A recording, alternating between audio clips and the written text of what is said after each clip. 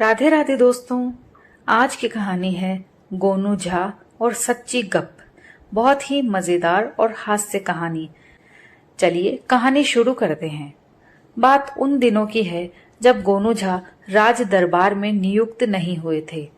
तब वो गांव में खेती बाड़ी करते थे और उनकी आर्थिक स्थिति कुछ खास नहीं थी। वो अपनी बुद्धि के प्रयोग से ही सारा काम करते थे। जैसे तैसे घर गृहस्थी का पालन पोषण होता था। उनके गांव में भी हीरन और फीरन ये नाम के दो ठग थे। वे दोनों अधिक मशहूर तो नहीं थे, पर दांव पड़ने पर वो किसी को भी चूना लगा देते थे। अधिकतर लोग तो उनसे बात करने से भी परहेज रखते थे, पर कई बार कोई न कोई फंस ही जाता था।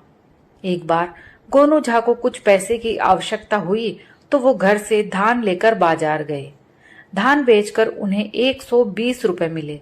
उन्हें 100 रुपए की आवश्यकता थी तो 20 रुपया उन्होंने खर्च कर लेने का विचार किया। सब जानते हैं कि गोनू झा मिठाई के कितने शौकीन थे। जब वो मिठाई खाते तो भरपेट खाते थे। आज भी उन्होंने इसी विचार से 3 सेर मिठाई तोलकर ले ली। अभी वो मुड़े ही थे कि सामने हीरन और फीरन खड़े थे। प्रणाम पंडित जी, दोनों ने कहा।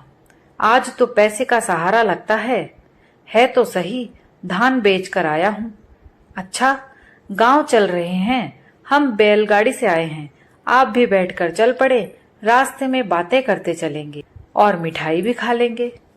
गोनू झा ने कहा, मिठाई तो खा लेना, पर ये बताओ कि तुम दोनों बैलगाड़ी लेकर बाजार में क्यों आए थे? दोनों ने कहा, अब आपसे क्या छुपाना पंडित जी। हीरन ने कहा, रात भर खेतों से धान की बालें बीन बीन कर 2 महीने में 2 बोरी धान इकट्ठे किए थे। आज उन्हें बेचकर आ रहे हैं। अच्छा, चलो अब चलते हैं। तीनों जने बैलगाड़ी में बैठ गए। गोनू झा खुले दिल के आदमी थे। मिठाई खोलकर रख दी तो हीरन फीरन जुट गए। गोनू झा ने भी अपना सारा अनुभव झोंक दिया कि ज्यादा से ज्यादा मिठाई खा सकें। मिठाई खत्म हुई तो बैलगाड़ी चल पड़ी। पंडित जी, आप तो बहुत बुद्धिमान हैं। कोई ऐसा काम बताएं जिससे हम दोनों भी चैन से गुजारा कर सकें। गोनू झा ने कहा, भाई, परिश्रम से कमाया धन ही अधिक चैन देता है। उन दोनों ने कहा, अब परिश्रम तो हमसे कहाँ होता है पंडित जी, हम ठहरे उठाई गिरे। गोनू झा बोले, तो फिर भैया चैन की बात क्यों करते हो? जैसी कट रही है कटने दो। फीरन बोला, पंडित जी, मुझे तो एक बात सूझ रही है। गोनू झा ने कहा, कहो। देखिए, अभी गांव तो हमारा दूर है।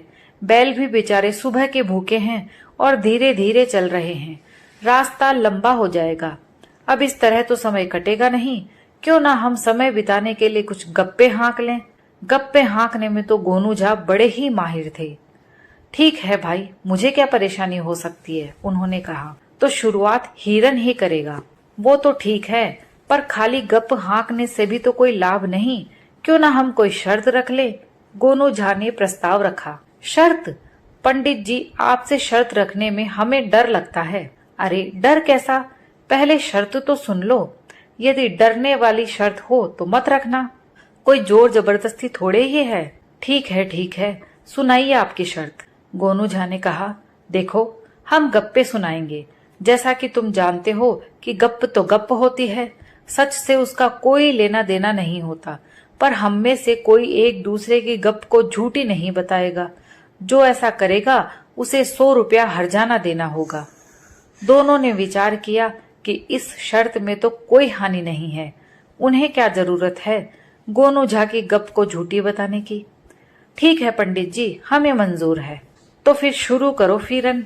फीरन ने कुछ देर सोचा और अपनी गप तैयार कर ली और बोलने लगा, सुनो जी, बात उन दिनों की है जब मेरे परदादा होते थे। कहते हैं कि मेरे परदादा के पास इतनी बड़ी चारपाई थी कि उस पर सारा गांव चैन से सो सकता था। गांव में जितनी भी बारातें आती थी, मेरे दादा की अकेली चारपाई पर ही सो जाती थी। भाई, गोनू झा ने कहा, ये तो मैंने भी सुना था। यहाँ तक कि ये भी कहा जाता है कि उस चारपाई को बुनने में 10 मन रस्सी लगती थी। और मैंने तो ये भी सुना है कि फीरन के परदादा की चारपाई को बुनने वाले मेरे परदादा ही थे। हिरन ने भी उस गप की पुष्टि की और वो 20 दिन में उस चारपाई को बुन देते थे। फीरन की गप तो खत्म हो गई। उसकी पुष्टि भी हो गई। दोनों श्रोता में से किसी ने भी उसे झूठी नहीं कहा। अब हिरन की बारी थी। अब तुम बोलो हिरन भाई, गोनू झा ने कहा। हिरन बोला, मैं भी अपने परदादा के बारे में ही गप्प हाँकूंगा। बात तब की है जब सूत काता जाता था। मेरे परदादा ने एक रात में 22 मन सूत काट कर उसका एक कंबल बुना था, और जब सर्दियां आई तो फिरन के परदादा की चारपाई पर सारा गांव उसी कंबल में ढककर सोता था। बिल्कुल ठीक, गोनू झा ने कहा। मेरे परदादा बताते थे कि उस कंबल का कुछ हिस्सा फिर भी बाकी बच जाता था तो उसमें पशु बांधकर ढक दिए जाते थे। 11 भैंसे तो हमारी ही बनती थी।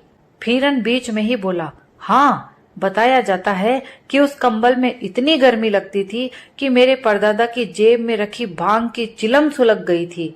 बड़ी मुश्किल से जान बची सबकी। हिरन की भी गप की पुष्टि के साथ समाप्त हो गई। अब आपकी बारी है पंडित जी, दोनों ने कहा। तो फिर सुनो भाई, बात मैं भी परदादा की ही कहूंगा। इतना तो तुमने सुना ही होगा कि मेरे परदादा एक बहुत लंबे चौड़े आदमी थे। सुना है, क्यों नहीं सुना, हमारे बुजुर्ग बताते थे। उन दोनों ने हामी भरी। गोनू झा बोले, पर ये नहीं पता होगा कि वे थे कितने लंबे चौड़े। वो एक डग में भरोरा से मिथिला जा पहुंचते थे। घर बैठे हाथ बढ़ाकर जंगल से लकड़ियां तोड़ते रहते थे। फिरन के दादा की चारपाई की रस्सी को उन्होंने 2 बार में नाप दिया था। हिरन के परदादा के कंबल को वही धूप में उठाकर सुखाते थे और तह करके रखते थे। हाँ जी, ये बात तो बिल्कुल सत्य है। तो ये भी सत्य है कि उनकी खोपड़ी का आकार 20 बीघा खेत के बराबर था, जिस पर एक भी बाल नहीं उगता था। हाँ हाँ, ये भी हमने सुना है। दोनों ने फिर हाँ में सिर हिलाया। गोनू झा फिर बोले, तो भैया फिर तो वो भी सुना होगा जब भीषण अकाल पड़ा था और खाने के लाले पड़ गए थे, तब मेरे दादा कलकत्ते से नवाब के यहाँ से 50 मन धान उधार लाए थे अपने सिर पर रखकर। तब वो धान गांव के लोगों में इस शर्त पर बांटा गया कि सब लोग समय पर नवाब का धान चुकाएंगे। बताओ, यही बात थी ना? गोनू झा ने पूछा। बिल्कुल सही, यही तय हुआ था। सबके घर नवाब का धान गया। 2-2 मन धान सबने लिया। तुम्हारे परदादा ने तो कंबल पर सुखाया था, बताया तो होगा तुम्हें। दोनों बोले, बताया था, आज तक याद है। और तेरे परदादा ने चारपाई के नीचे आधी धूप आधी छांव में सुखाया था। हाँ भाई, दादाजी ने बताया। बहुत कठिन दिन थे, फिरन बोला। सारे गांव में समय पर वर्षा होने पर फसल काटी और नवाब के धान वापस कर दिए, पर तुम्हारे दोनों के परदादा उसी साल स्वर्ग सिधार गए। तब से वो धान किसी ने लौटाया ही नहीं। मेरे दादा ने अपनी फसल में से वो कर्ज चुकाया। आज तक तुम्हारी 3 पीढ़ियों में से किसी माई के लाल का कलेजा न हुआ कि वो कर्जा चुका दे। और यही कारण है कि तुम लोग दाने दाने को मोहताज हो। अभी भी समय है, कर्जा चुका दो, शायद तुम दोनों के दिन सुधर जाएं। गोनू झा ने चेतावनी दी। दोनों हक्का बक्का रह गए। गोनू झा ने उनकी 3 पीढ़ियों को आरोप लगा दिया था। ये सब झूठ है। दोनों ने विरोध किया। ऐसा कुछ भी नहीं था। झूठ? शर्त के अनुसार तुम हार गए। मेरी गप को झूठ बताने पर तुम्हें मुझे 100-100 रुपए देने थे, है ना? लाओ। दोनों का मुंह उतर गया। क्यों? उन्होंने तैश में आकर उस गप को झूठी बताया। बेचारे को अपनी जेब में रखे 100-100 रुपए निकाल कर देने पड़े। कहाँ तो खुश थे कि आज गोनू झा की मिठाई खाई है, और कहाँ खुद उनके वाक जाल में फंस गए। गोनू झा ने 200 रुपए जेब में रखे। गांव समीप आ गया था। गोनू झा वहीं उतर गए। हिरन फिरन लुटे पिटे एक दूसरे का मुंह देख रहे थे।